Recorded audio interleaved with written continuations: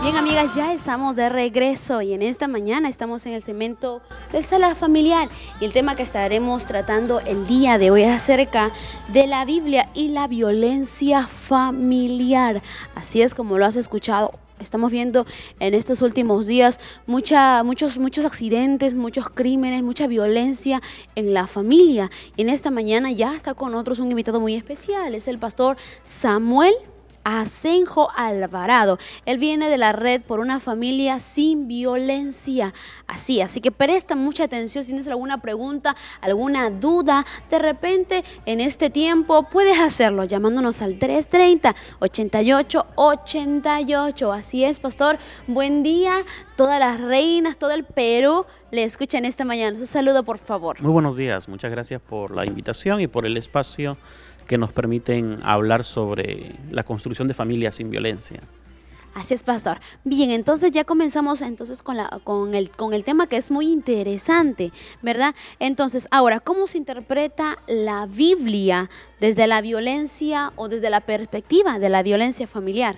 Bueno, estamos a lo largo de la historia de la Iglesia también con muchas corrientes de interpretación de la Biblia, justificando en muchos de los casos la posición del hombre sobre la mujer. Una mala interpretación a la que siempre aludimos es Efesios 5:22, por ejemplo, que el hombre es cabeza y la mujer tiene que someterse al hombre.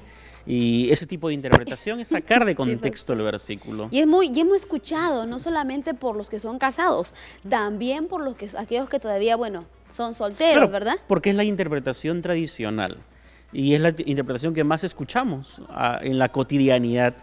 Pero es curioso porque en la Biblia, un versículo antes, habla de la sujeción mutua. Y es mejor hablar de sujeción que de sometimiento. Porque la palabra someterse es ponerse debajo. Mientras que sujetarse es atarse a la cintura o atarse al otro en la misma condición. Por tanto, el versículo 21 de Efesios 5 dice que hay que sujetarse mutuamente, sujétense unos a otros. Entonces, no está hablando de una sujeción de la mujer al hombre solamente, sino del hombre también a la mujer. Entonces, hablamos ahí de... Entonces, se podría decir que hay una diferencia entre sujeción claro. y el sometimiento. Someterse a una persona. Someterse es ponerse debajo. Claro. Y el texto bíblico no habla de eso propiamente. Uno dice, no, pero ahí está la palabra, yo ahora encuentro sometimiento, pero entendamos la barrera cultural. La barrera cultural, que en este caso es el idioma, no nos permite entender todo el sentido de la palabra someterse, que en el texto tiene que ver más con sujeción, que es atarse a la cintura. Entonces hay toda una mala interpretación cuando uno entiende el sometimiento y no entiende la sujeción. Ok, entonces es muy interesante cuando uno a veces tiene que leer un pasaje bíblico, es muy importante entonces entender y comprender qué es lo que se ha querido de repente interpretar con este mensaje. Claro, tenemos en cuenta también que lo que nos lleva a la interpretación del texto es la ideología en la que nos formamos, y en nuestro caso latinoamericano, peruano y limeño es machista. Los hombres somos criados en un contexto machista. Y con esos mismos ojos machistas vamos a interpretar la Biblia. Y eso nos lleva a veces a sacar versículos como estos. Porque dicen, no, pero ahí dice que el hombre es cabeza de la mujer, poniéndolo como una condición de jefe, por ejemplo. Y la palabra en el texto griego de cabeza viene de kafele, que no significa jefe, sino significa procedencia. Es decir, cómo nos formó, cómo nos creó Dios simplemente, en una actitud relacional de cuerpo, no propiamente de quien manda. Entonces, hay que entender el texto bíblico. Es interesante entrar al texto desde la violencia, desde los parámetros como se ha interpretado el texto bíblico en perspectiva de violencia familiar.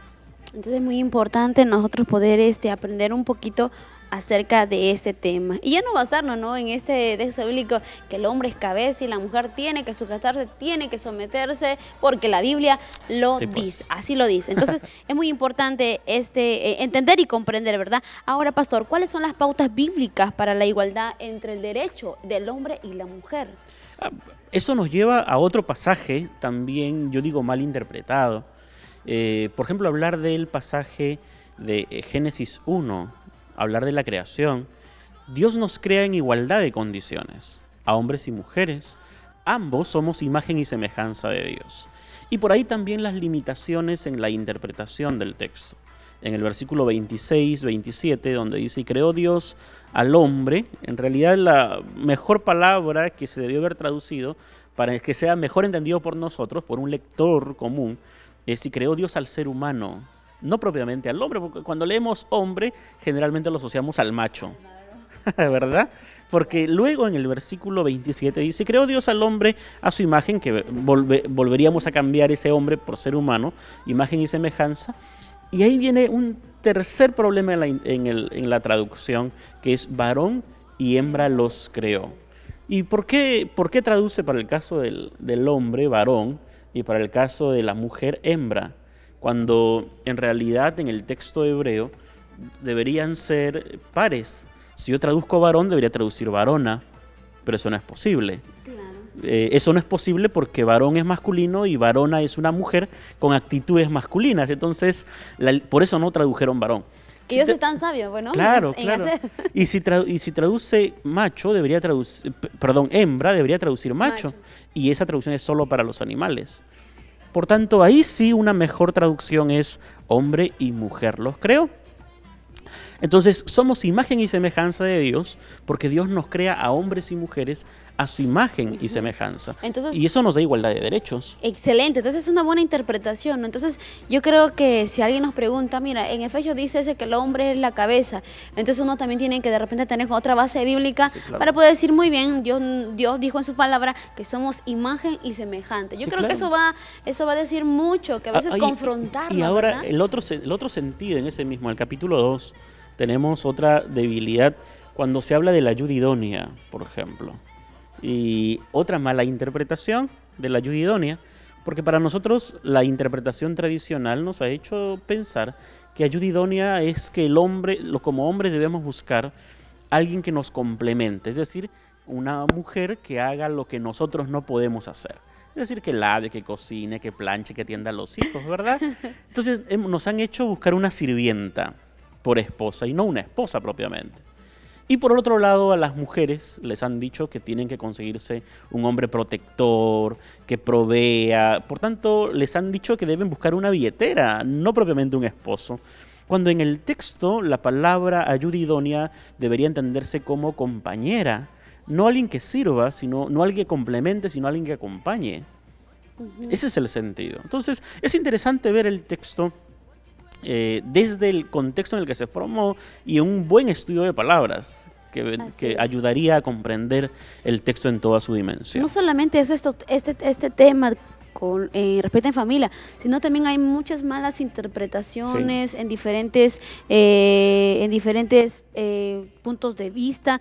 Y es muy importante, nosotros, aquellos que de repente leemos la Biblia, es muy importante interpretar el antes y el después, y en qué momento se pudo realizar este texto bíblico. Entonces tengamos mucho cuidado a aquellas mujeres, a aquellos varones. Y también, algo interesante dijo usted, es la naturaleza, ¿verdad? Peruana, es la naturaleza del hombre y la mujer, pero uno tiene que cambiar, ¿verdad? Uno tiene que hacer alto a estas cosas y verdaderamente comenzar a tener una familia como Dios quiere, una familia bendecida, una familia de la manera, como se dice, algo que también entendí, decíamos, pero si nosotros somos la imagen y la semejanza, ¿cómo un hombre va a poder llegar hasta golpear la imagen de Dios? O sea, ¿dónde estamos?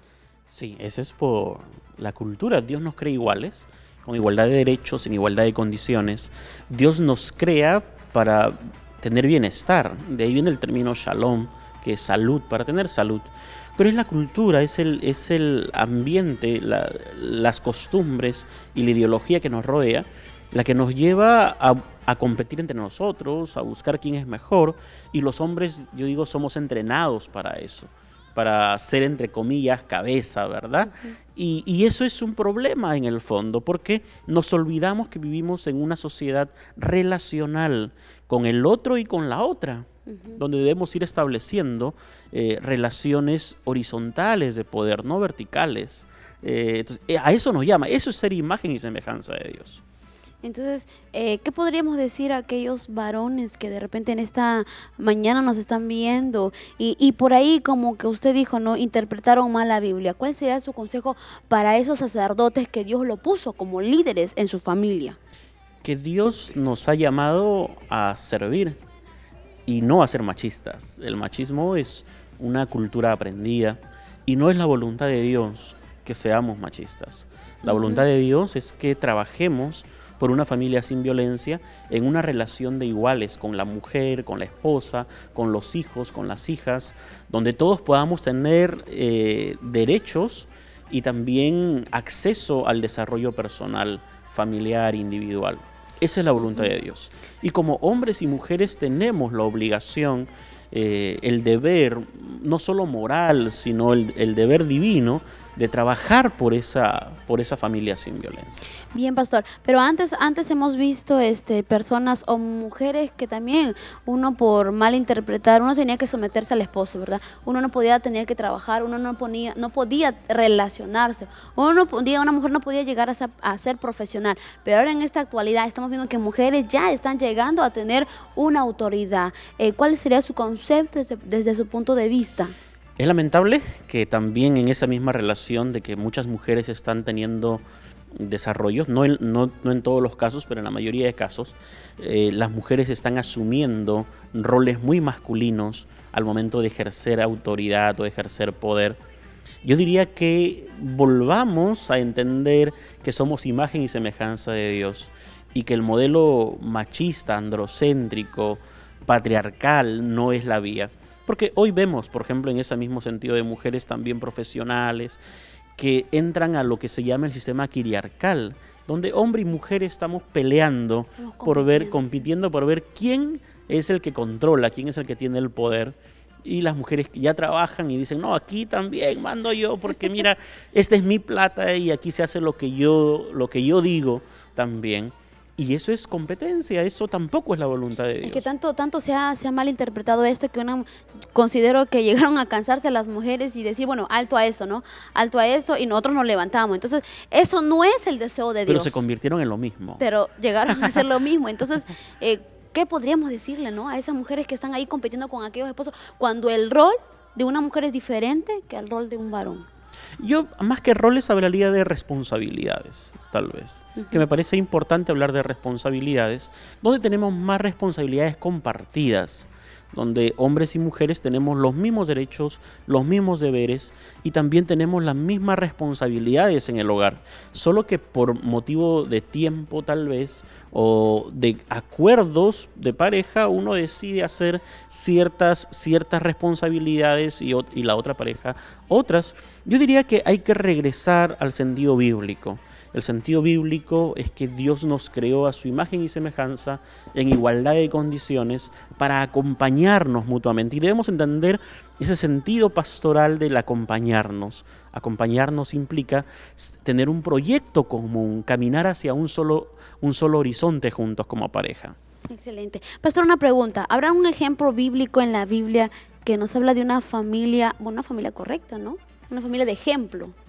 Bueno, tenemos muy pocos en realidad en ese sentido. Mm. Quizá tenemos más pautas para hablar de familias sin violencia, pero lo cierto es que en muchas de las familias que se presentan en el texto bíblico, más bien es lo que no debemos de hacer.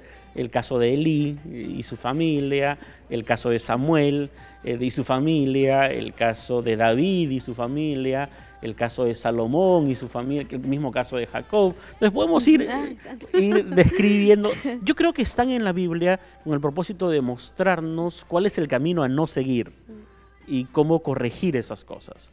No es que en la Biblia no haya, sino en la Biblia encontramos muchos consejos para tener familias saludables. Y los ejemplos negativos de familias son para no seguir esos pasos, no seguir esas sendas.